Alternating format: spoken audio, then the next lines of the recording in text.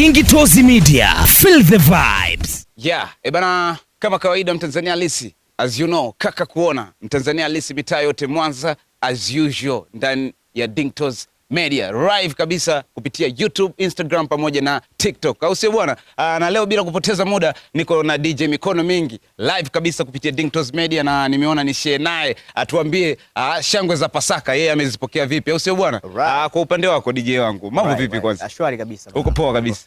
Bwana, unajisikiaje kwanza kwa siku ya kwanza ukiwa unatufungulia interview yetu ya kibabe kabisa at Dingi Apartment, Dingi Media? Mimi niseme tu kwamba bana, kuelekea shangwe za Pasaka pale ndani ya Dingi Apartment Nyashishi. Okay. Surprise kwanza zitakuwa nyingi sana, sure, kwa sababu maandalizi ambayo tunaenda nayo saizi yako vizuri, na jana tulikuwa tunapita mtaani kupata feedback za show yetu ya tarehe 5 ya mwezi wa 4 ya Pasaka, kilele cha Pasaka pale ushuani kabisa, duniani kama peponi. Dingi Apartment Nyashishi bana. Kitaa kimepokea maelekezo mazuri na mwitikio ni mkubwa.